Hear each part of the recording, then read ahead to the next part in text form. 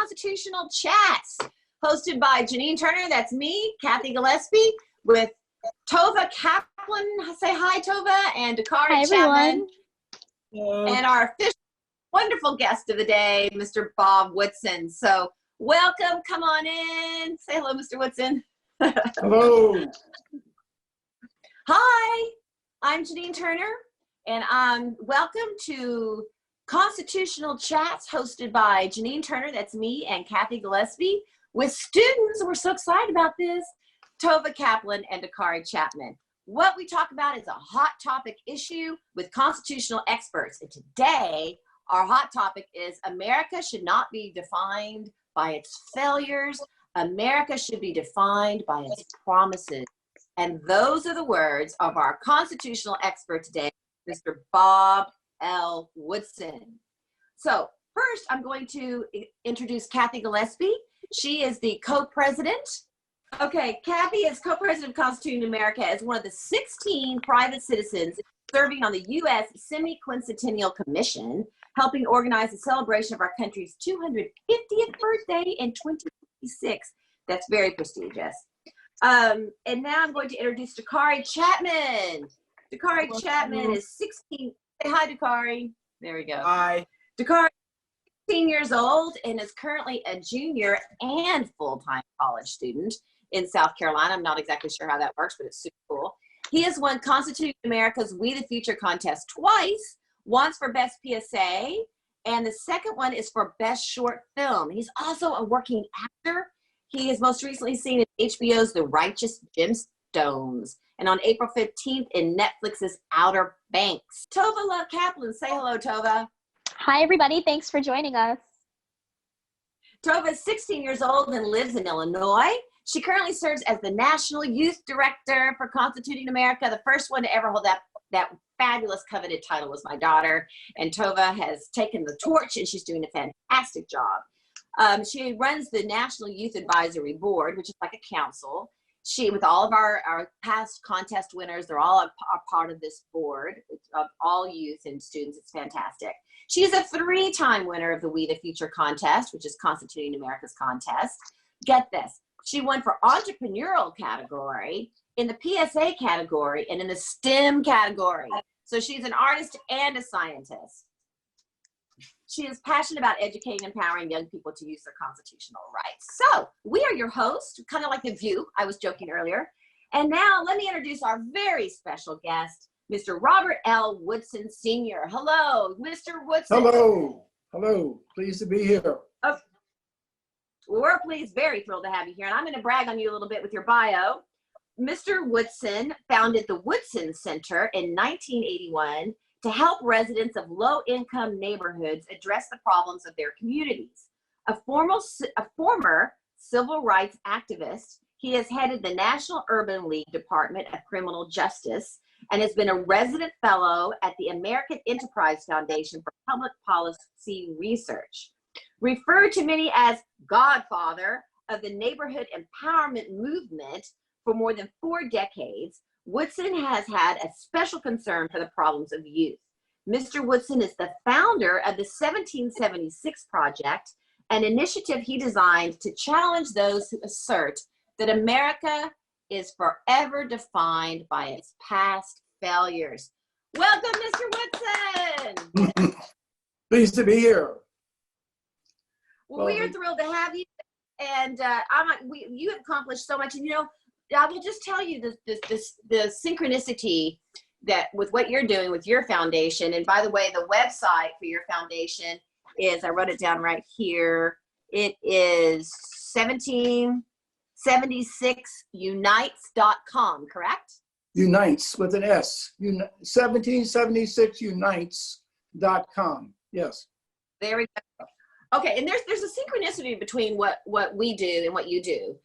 We are rooted in the nonpartisan relevancy of the United States Constitution and the founding documents, and we are very focused, heavily focused on the youth as well, trying to reach them, to empower them. I've given over 500 speeches to kids in classrooms and via Zoom, through the internet, and that is the key. How does the foundation of our country empower you to be an active citizen and to make a difference in your community. And that's what you're doing with your foundation. And I know we want to talk a little bit about, we mainly want to focus on what you're doing with your 1776 initiative, but let's start. Tell us a little bit about yourself and when you started with the civil rights movement in the 60s, but you became disenchanted with them, and you decided that you wanted to help low-income people to become empowered, and so that's why you departed from the civil rights movement. And there's something you talk about here.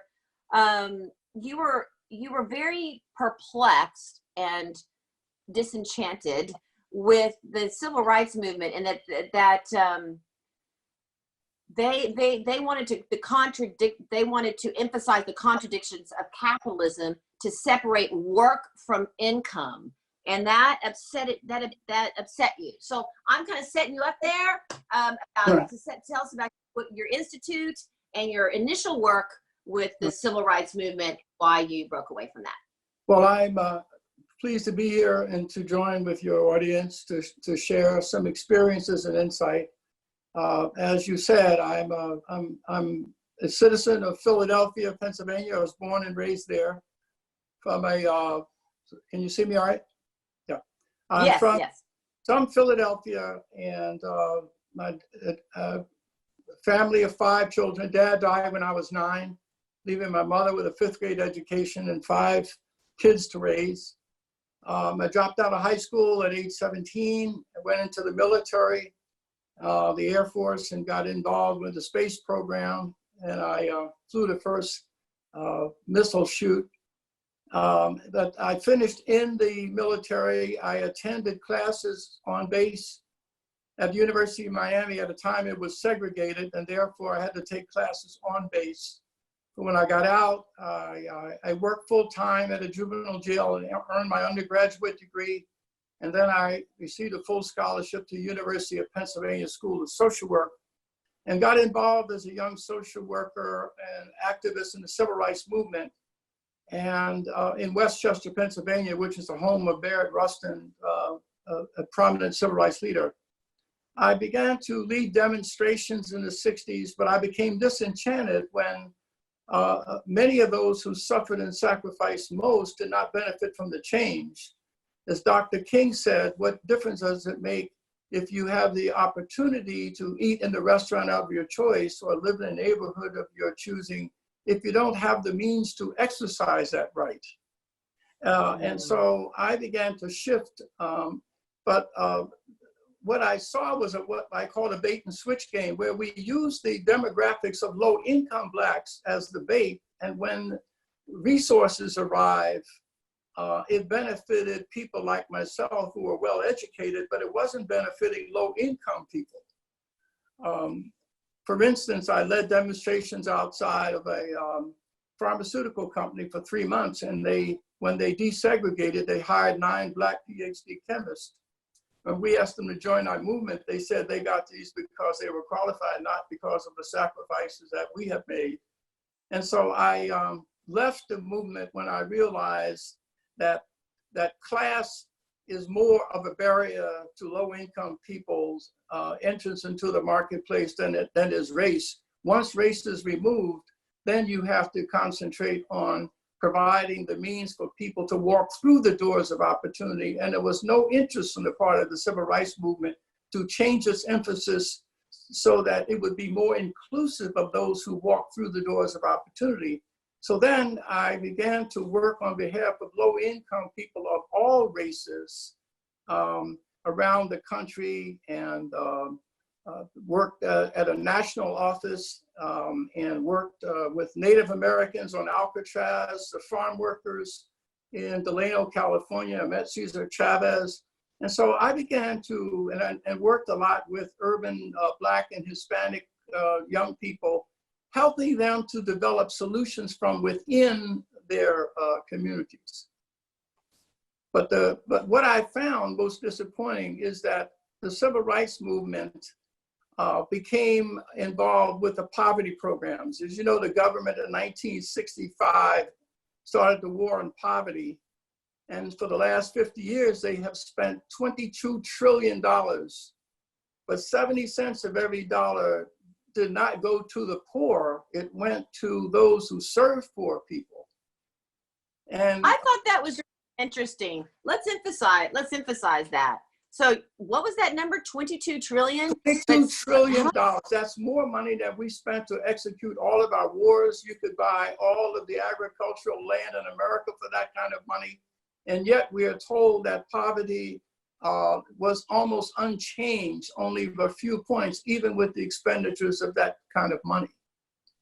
But 70% went to every dollar we spent on the poor did not go to the poor. It goes to professional service providers, social workers, drug counselors, people. And so only 30% went directly to the poor. So we created a commodity out of poor people. And so I challenged that. A lot of the civil rights leaders became politicians and became mayors of these cities, and they were the ones who were dispensing these resources. And so I became very disenchanted that the civil rights movement has morphed into a race grievance industry where they emphasize racial inequality as the principal barrier for reducing poverty, when in fact, it's more of the policies of the very agency that are supposed to liberate people from the poor. They're actually injuring them with the helping hand. You said something interesting. You said that the door's been locked from the outside. Yeah, in other words, which gets us to what troubles me about the 1619 project. What the civil rights movement and others have been saying to Black America in the 60s, that we know they separated work from income. In other words, 85% up in 1965, up until 1965, since the turn of the century, 85% of all Black children were raised in a household with a man and a woman, a father and a mother. But that had changed since the 60s till today. It has now deteriorated to now that 70% of the children are being raised in single parent households. And it was a deliberate policy in the 60s by two sociologists at Columbia University School of Social Work, Cloud and Piven.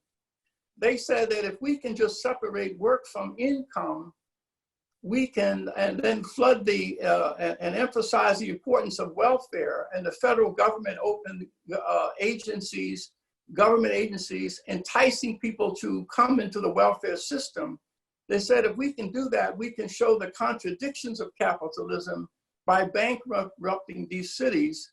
And so what happened is that millions of Blacks poured into the welfare system in the early 70s at a time when the unemployment rate was only 4%. And so as a consequence, having so many people, women, for instance, fathers were replaced with welfare. And as a consequence, you saw a tremendous growth of out-of-wedlock births, and with it, increase in crime, violence, drug addiction, alcoholism, all of the problems that you're witnessing today that have been exaggerated over the last 50 years are not a product or a legacy of slavery and discrimination, as a lot of people in the 1619 would like the country to believe. The problems confronting low-income Black neighborhoods today, let me repeat that, is not a consequence of a legacy of slavery and discrimination as it's being advertised by 1619. It's just patently untrue. It is because of the policies of the government from the 1960s till today that promoted the dissolution of families. They said that a two-parent household is Eurocentric and therefore racist. And so that's the kind of rhetoric that is used, and you will see it embedded in the 1619 project throughout. And so that. I want to have Tova come in and ask a question, but I just have to go back to what you just said. They said the family, the nuclear family. Eurocentric. Ozzie and Harriet we should not be holding Black America to that Eurocentric model. This was promoted by the women's movement, the Black Power movement, and others. And so in other words, if you had a family, you were racist, is what they were saying. That's a two-parent household, yes. It's, and some would call it homophobic. All you have to do is read the details in 1619 about what their basic proposition is, that America, because of its past are in slavery, that America that racism is in its DNA, and that as a consequence of the legacy of slavery, all whites in America are complicit. They enjoy privileges, and all blacks are America's victims, and so therefore. Let me bring Tova in to follow up on that, because Tova, interestingly enough, she attends a school in Illinois, and she was telling us before we started that they have embedded the 1619 project into their curriculum and spent a lot of time on it. And the one thing that we focus on in Constituting America is the nonpartisan aspect. Bring in both points of view. Don't just bring in one point of view. That becomes dictatorial and dogmatic, but bring in at least both points of view. But they have not had an opposing point of view to the 1619 project in their school. So Tova, why don't you ask I know you probably have two questions. Well, what are your thoughts? All right, so one question I wanted to ask is I found your discussion of the welfare system to be really interesting, and I wanted to know what are, in the spirit of providing all perspectives, what are some good alternatives to the welfare system that empowers communities and discourages, as you said, turning poor people into commodities, and make sure more of the resources goes to people who actually need it? Well, first of all, all Black America has to do is look at what it did in its past. There were, and I have all kinds of examples in your city of Chicago, in the Brownsville section of Chicago, Black community. In 1929, even in the face of redlining and discrimination, in the Brownsville section of Chicago, there were 731 Black-owned businesses. Blacks owned $100 million in real estate assets. And that's because they understood that in the free enterprise system, that any group's participation in the economy depends upon their small business formation rate. So so you have to concentrate on creating businesses. And the Black America did that. When we were denied access to hotels, we built our own. The Wallahaji in Atlanta, the St. Teresa in New York, the St. Charles in Chicago. When Blacks were fired from the docks of Baltimore in 1868, they formed the Chesapeake, Maine Dry Dock and Railroad Company and successfully operated a railroad. In other words, at a time when whites were at their worst, Blacks were at their best, but we understood we have to create businesses, we have to make communities safe so that businesses can thrive. And that's what happened even during the Depression. Between 1930 and 1940, the Black marriage rate was higher than any other group in the country, and so was our small business formation rates. So it's emphasis on business, it's emphasis on personal responsibility, making your community safe so that businesses can thrive. And we have models of that in Black communities today I can take you to around the country. So in other words, Tova, I want you to follow up on this too. So during the 30s and 40s, before the Civil Rights Movement, the community had the highest rate of marriages, and all these businesses. Give us that number again. It's like 100 million, 1,700 businesses. Was that during the 30s and 40s as well? There were 731 businesses just in the Brownsville section of Chicago. The out of wedlock birth in 1929 in Chicago was 15%, and that was considered scandalous. And that's true around the country. Elderly people could walk in those communities without fear of being mugged by their grandchildren. And that is because of the strong moral code of conduct that was enforced by the Christian values of these communities. And so what Black America has to do today is look back to the successes of those in the past to try to find out what is it that we did. But 1619 ignores all of the successes in the past that Blacks experienced. It doesn't mention it at all. Many of these young people listening does not know that that in the South, the education gap between 1920 and 1940 in the South, between Blacks and whites, was Blacks, it was a 5th grade education, and whites had an 8th grade education.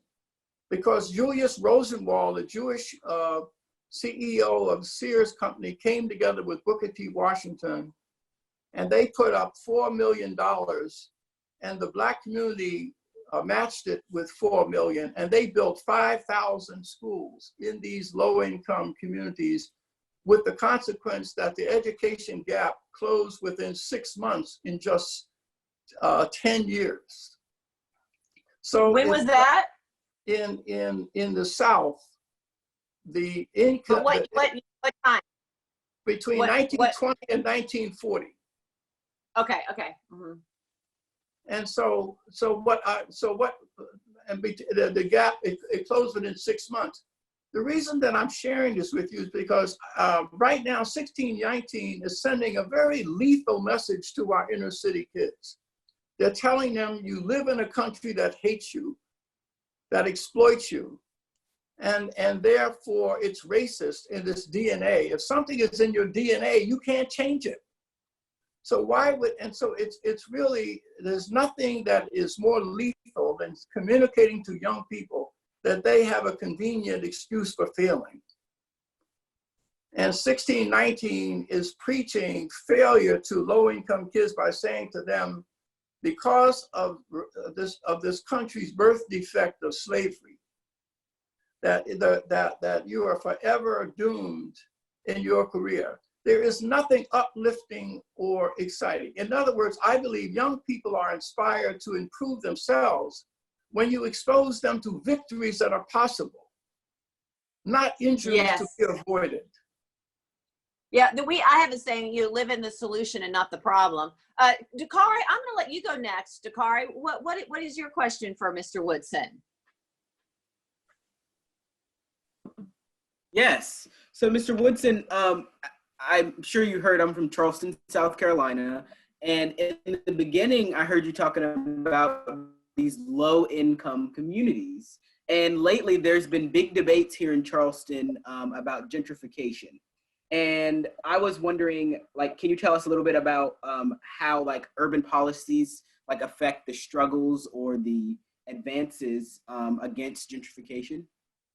Yes, this is one of the tragedies of urban America. First of all, the reason that Black politicians lobbied to get elected to office, they said that if you elect Black politicians to run these cities, that we will be better to our people than whites whose places we took. The question is, if race were the issue, then why are Blacks failing in systems run by their own people?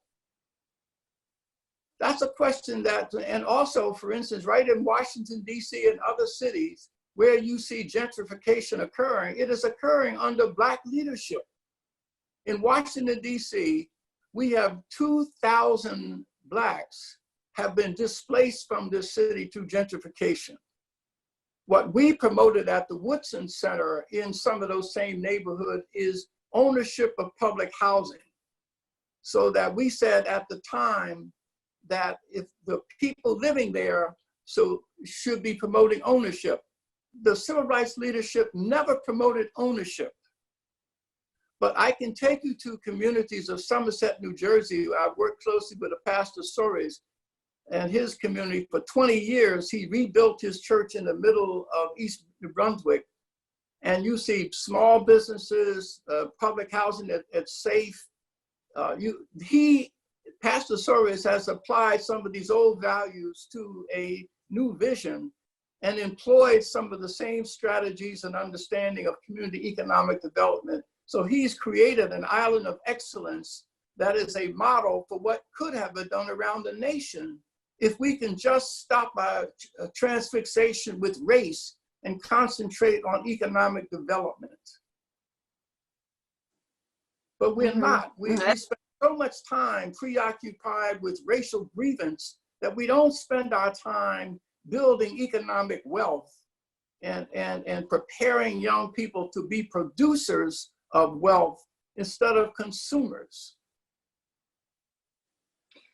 Focusing on the excellent that's within everyone and the possibilities of what they can achieve.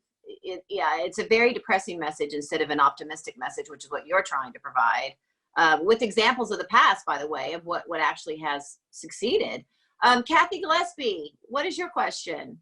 Yes, I was really inspired just now, Mr. Woodson, to hear you talk about the pastor and the church.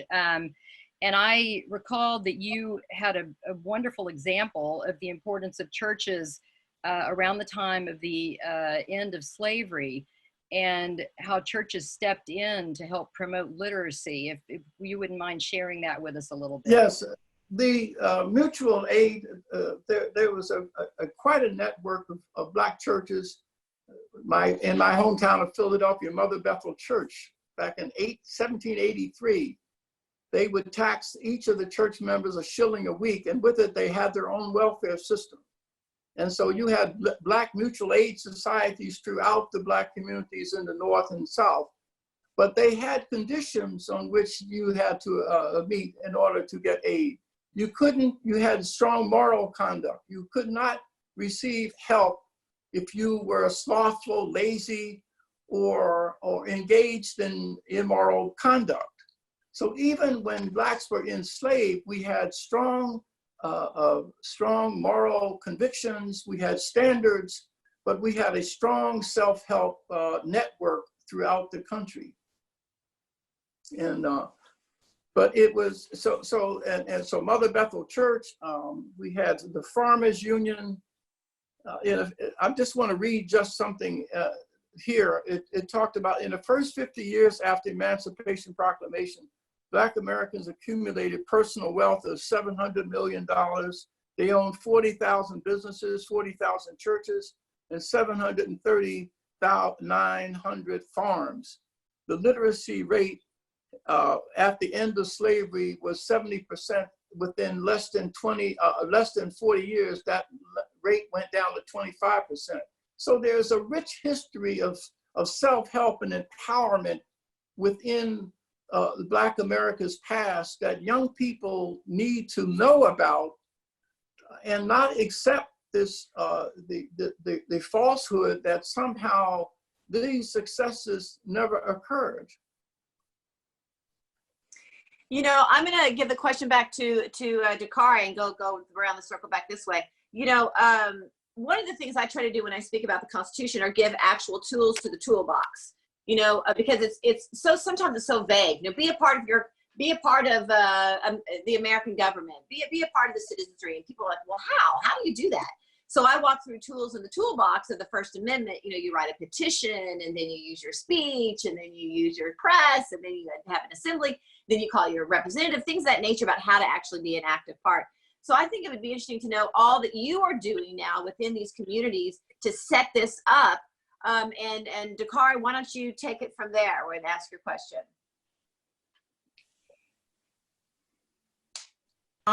Yes, sir. Yes, sorry about that. My mic was messing up.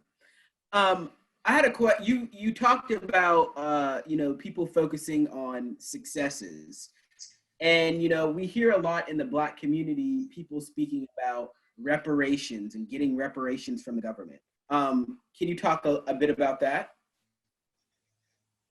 Yeah, I just think that is it's fool's gold. to talk about reparations as if the problem isn't. Let me tell you, we have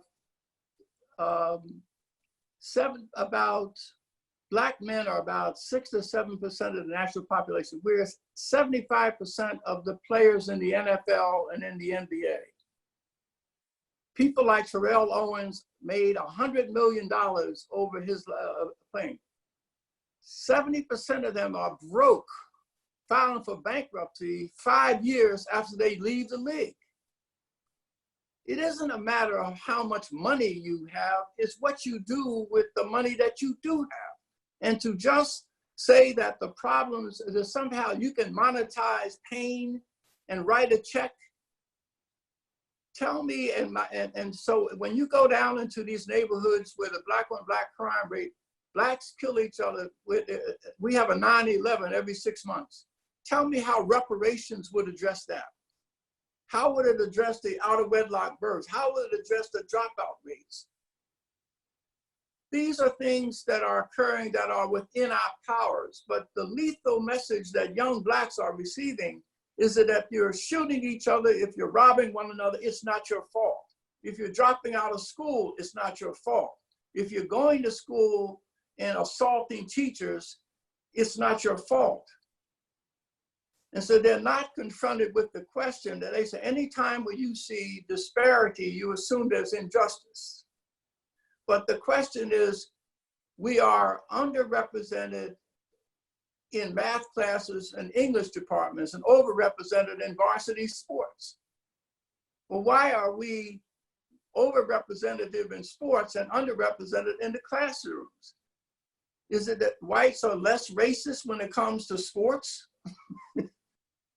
Or do we choose to concentrate our energies there? So what we tried to do at the Woodson Center, we only go into some of the most drug-infested, crime-ridden neighborhoods to demonstrate. We train grassroots leaders. Some of them were ex-offenders, some of them have fallen, but through God's grace, they have become redeemed. And so these young adults are witnesses to other young adults that just because you had come from a very deprived home, you don't have to spend your life defined by your troubled past. So we have actually gone into a neighborhood in Washington, D.C. called Benning Terrace, where there were 53 murders in the 5 square block area in 2 years. We trained older adults who had the trust of the kids. We brought them to my office downtown, just 16 of them, and we got them to be peaceful. And as a consequence, we put them to work rebuilding the community that they were terrorizing, to the point where we didn't have a single gang murder for 12 years. And so these young people became moral mentors and character coaches to other kids in the neighborhoods. And so we were able to create islands of excellence within these communities by going in and not preaching despair and failure, but coming in with an expectation that you can control your own destiny, but providing them with the tools and the means to achieve that goal. That's what we need to be doing. We should stop complaining about what our troubles in our past, because people are motivated again to achieve when they're shown victories that are possible. And what are those tools, Mr. Woodson? And then I want Tova to ask a question. The same with entrepreneurs. So I call them social entrepreneurs. Entrepreneurs tend to be visionaries, but they also are broke often. So people need money, they need training, they need to know how to manage themselves, they need to set up boards of directors. So we help them to, just like a venture capitalist comes in and helps an entrepreneur. Too much money can suffocate the event, too little can starve it to death. So the Woodson Center comes in, and once we find a moral mentor and a character coach, we empower that person with the administrative ability and access to money. So if they are helping 50 kids, they can expand to 500. But we treat them like a small business, like an entrepreneur. Mm-hmm. And we raise money to help rebuild the community from within.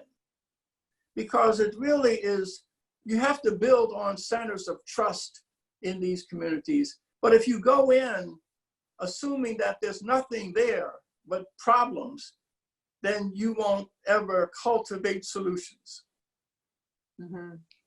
And you know, Tova, why don't you follow up on this thought here? I know, Mr. Woodson, that you have so many great programs that you want. You have resources and as you say, mentors, and you're going into the neighborhoods, and you're going to have some films or whatever. Like, in other words, in Tova's school, where they just showed the 1619. What are you going to have to be able to also offer the schools to say, why don't you show the alternative point of view? Tova, why don't you follow up on that question very quickly, Tova? Sure. So I guess following up on Janine's question, what is the curriculum that you will be presenting to schools to provide an alternative perspective to the 1619 project? Do you envision implementing it in similar ways that the 1619 project has implemented it, like through curriculum, through schools? Or do you have a different approach to educating young people with your curriculum? And when do you think you'll have that out there? Well, we remember that the 1619 project came out in August. And so we've only been in business on this project since September. So we're still building. But one of the fundamental premises of 1619 is that Black success has been stymied because of racism and discrimination. We're going to debunk that. For instance, we're going to have a children's book about a woman, Biddy Mason, who was born in 1818, a slave, couldn't read or write, had 3 daughters by the slave master, and walked behind a wagon from Mississippi to Salt Lake City, tending the sheep. And then when she got there, he was a Mormon, so he moved to Los Angeles. When she got there, it was a free state, and she was freed. But she delivered children. She was a midwife, and she saved her money and purchased land downtown Los Angeles, and she died. She was worth about $650,000. She was a philanthropist, and that would made her a millionaire. So we're going to be telling the stories of people who have overcome incredible odds and have gone on using the free enterprise system to prosper. So our young people need to know who Biddy Mason is. We need to know, and there are hundreds of others like that whose stories we're going to tell so young people can be inspired to understand that slavery never destroyed the spirit of enterprise, that America should be defined by its promise, not just its problems.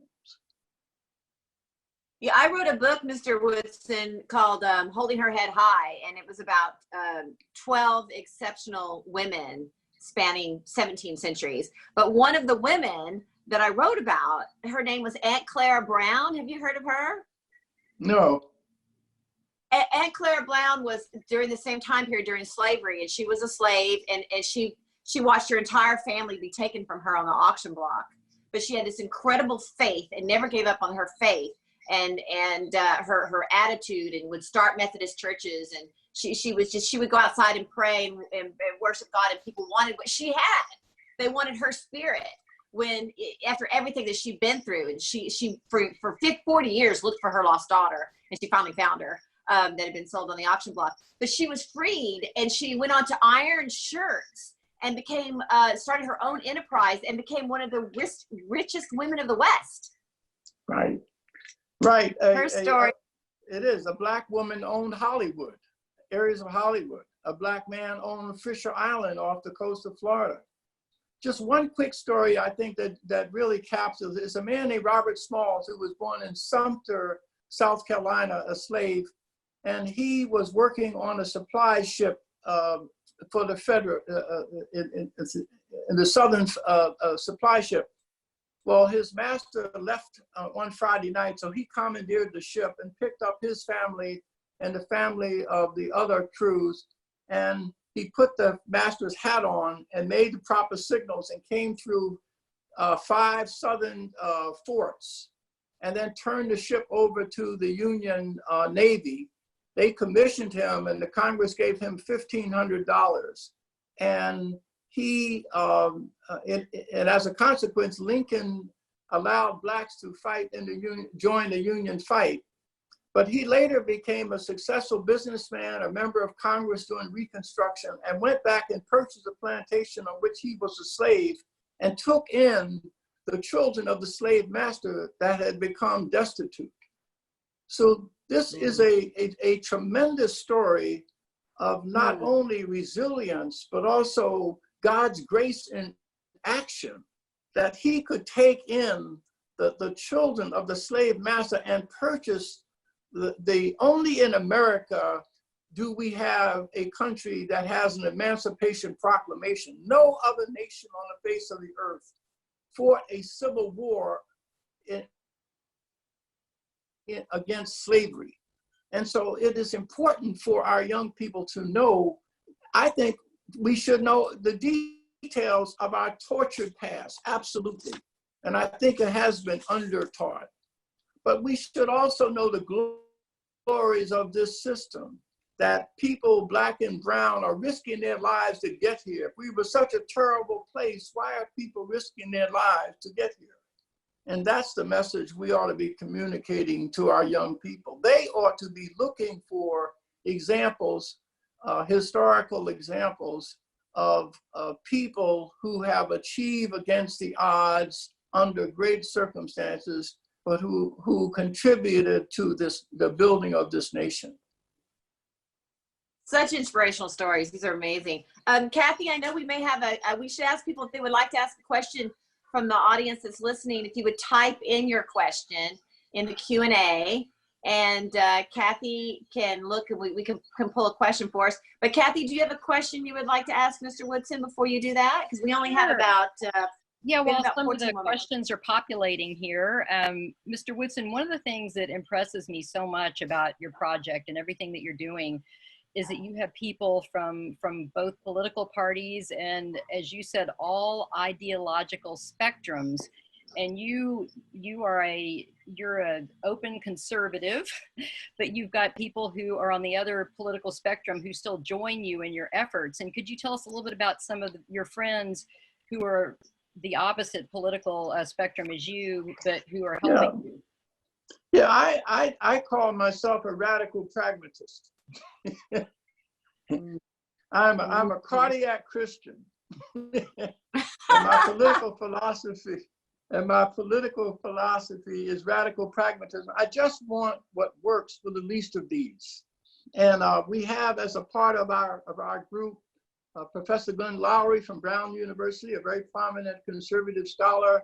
We have Clarence Page, a Pulitzer Prize-winning journalist from the Chicago Tribune, who's writing with us. Bernard Anderson, an economist, emeritus from the Wharton School, Black economist who's on the chairman of the board of Tuskegee Institute, who has served in the Democratic administrations all of his life. He is an integral part of us. But we also have quite a few grassroots leaders too, because it shouldn't just be in the province of scholars to write about these. So we have grassroots leaders whose lives embody the principles of the founders. See, people are motivated to change when they can see evidence that the embrace of these principles creates a better and an improved life. So we're offering not a counter argument to 1619, but a more aspirational, inspirational, alternative narrative to what they're offering. We want something to inspire people to embrace these principles. And so that's why we have an inspirational group of people. But again, young people are tired of hearing sermons. They want to see what a sermon looks like. And I think when you're talking about a value, when you're talking about virtue and principles, if you can point to someone who exemplifies that principle, a witness is more powerful than a teacher or an advocate. A witness. I happen to be a Christian. And when the servants of John the Baptist came to Christ and said, "Are you the one? Do we seek another?" He didn't pull out his resume and say, "Wasn't I born on Christmas?" No, he healed. He healed in their presence. and said, go tell them what you saw. That's what we've got to do, ladies and gentlemen, young people. If we want people to embrace the principles of the founders, we have to be able to do more than just talk about it. We need to point to people who exemplify the actualization of those principles by the way they are conducting their lives and the actions they are taking. When a homeless man finds a knapsack with $46,000 and turns it into the police, and someone puts up a GoFundMe page, and in 2 days we raised $93,000, that means that man, we are anxious to reward virtue of our founders. And there are 5 or 6 examples of virtue in action. When the Katrina hit and the Cajun Navy, Cajun men who got in their boats and risked their lives to save others. The pandemic that we're experiencing, people are risking their lives to save others. Those are virtues of American values in action. Only in this country do people do it without questioning. There's no debate as to whether the doctor and nurse are going to go into these pandemic places, because that is in the DNA of who we are, and that's what our young people need to be taught. Not that we were racist and 200 years ago there was slavery. We need to stop this message of despair. And we need to promote the virtues of our society. Who of us wants to be judged based upon the worst thing we ever did as a young person? How about you? No one that I know of wants to be defined by what the worst that we've ever done, because we are evolving as people. America is evolving. And that's what our young people need to be taught. That's what we ought to be, you know. That's so beautiful. You're such an inspiration. Cathy, do we have a question? Well, from the audience? Mr. Woodson, you've answered so many of the questions that are here just now, because we had one questioner who wanted to know if you had stories of people nowadays who have achieved against the odds.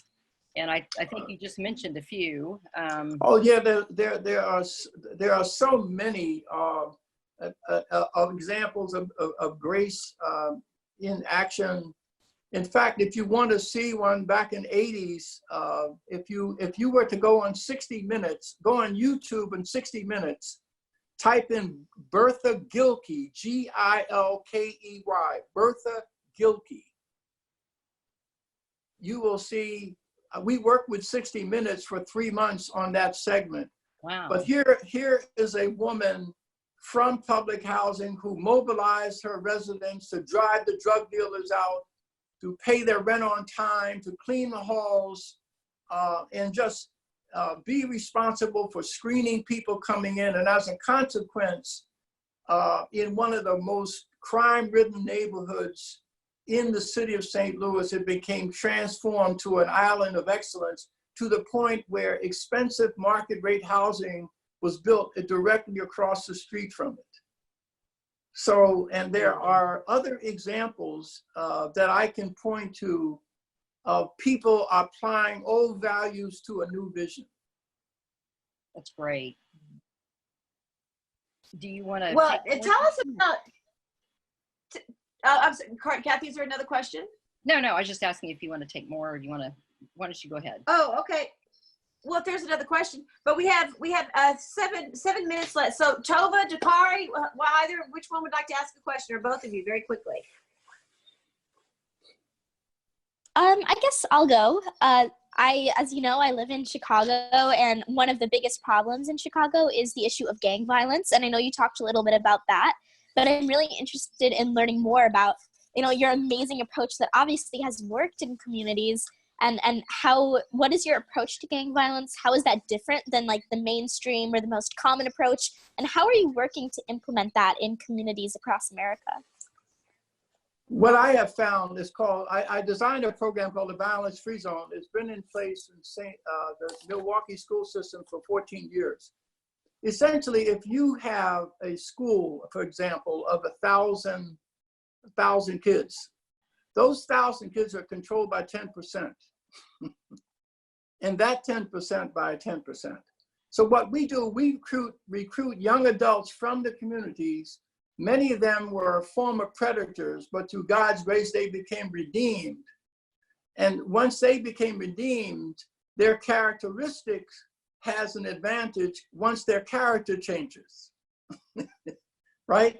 And so what we do is that the younger kids look up to them. They used to look up to them as gang leaders, but now they look up to them as leaders. And so so what they do is we put them into schools, 8 of them into a school of 4,000 kids. They take 2 weeks to identify all of the troublemakers, and they confront them not with violence, but with a call to responsibility. In other words, these young grassroots leaders make it cool to be peaceful. And so they then convert them, and once you convert that 10%, you can do the whole school. We've gone into Pulaski High School in Milwaukee 10 years ago, had 6 gangs. After less than a year, the gangs were gone. They had been converted to ambassadors of peace. And the attendance went up, dropout rates went down. And so when you create a catalyst within the community where you enlist indigenous leaders or young people, they then can lead people either to destruction or to rehabilitation. The problem is it's so unconventional and so untraditional that it's difficult getting people to embrace it, because when it comes to solving problems, we rely upon people with college degrees as counselors and so it's been difficult to get this indigenous healing agent. I wrote a book, it's called The Triumphs of Joseph, where I go into great detail on some of these examples. So if you can download it on Amazon, it's called The Triumphs of Joseph. If you just write my name in, Robert Woodson, you'll see that it's called The Triumphs of Joseph. And what I did was I went around the country. Once I knew what to look for, I went around the country and I found other indigenous leaders and brought them together in Washington and asked them to bring their young people with them. And we wrote another book when we listened to young people and let them tell us what changed them. And that book was called Youth Crime and Urban Policy, A View from the Inner City. So we really need to explore among young people in troubled neighborhoods, find out these healing agents, the Josephs that I call them, and then empower them to begin to exercise a positive peer pressure as opposed to a negative peer pressure.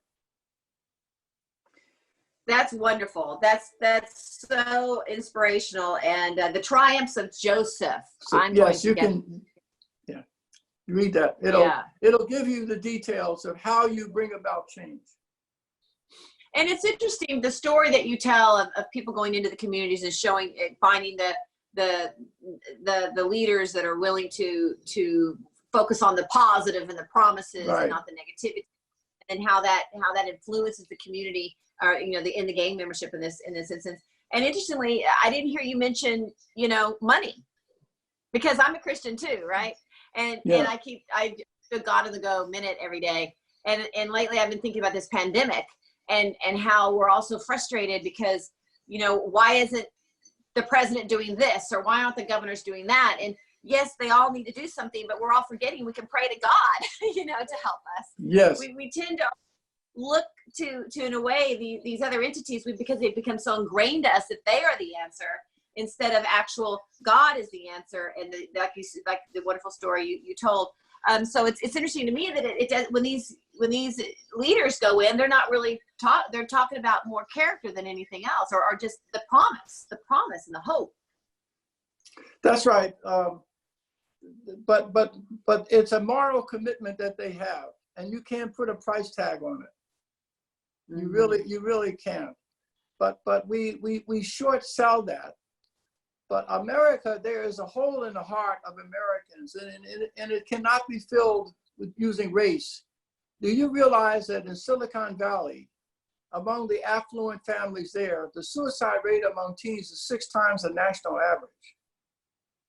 And that's because there's a loneliness in the soul of people. And that mom who lost a 17-year-old daughter to suicide in Silicon Valley has more in common with that Black mother who lost her daughter to homicide in public housing. But they have to come together, and we have to answer, why is there such a feeling of hopelessness that causes people to either take a life or take their own? And we'll never get at the answer if we're separated by race. And that's why we must de-racialize race and desegregate poverty. Mm-hmm. I'll let you think about that one. Yeah, and you know, and I'll just de-racialize race and desegregate poverty. Okay, say it again. I'm going to write it down. We must de-racialize race and desegregate poverty. That's what 1776 is attempting to do. That's our ultimate goal. That's awesome. Well, oh, it's 2 o'clock. Looky there. So what would you, I know that, tell us again about, you've just been so phenomenal today. I think we all should unmute and give you. Yes, sir. You're very phenomenal. Very phenomenal. Thank you so much. Well, thank you, young people, and God bless all of you. And we're just blessed that we could be of help, and we need your help too. We need you to go out and be teachers of other young people. We will supply you with the content, but you have to be the teachers. Well, tell us in closing here, Mr. Woodson, and brilliant speaking with you today. I admire you so much. This has been very, very inspirational. Can you close with telling us the name of your website? I know you mentioned Coleman Hughes. But if you go on our website, you can see the name of all of our scholars and our activists as well. It's 1776unites with an S.com, 1776unites.com. You will be fascinated by the people you meet there, the words of wisdom, the breadth of their experience. I think you'll be enlightened and inspired, as I am, to be a part of this. God has blessed me with this burden, and I'm just delighted to share that with you, and I hope that we can do this again sometime. I hope we can do it again sometime too. And I tell you what, you've got 2 great ambassadors right here with Tova Kaplan and Dakare it's Kaplan and Chatman.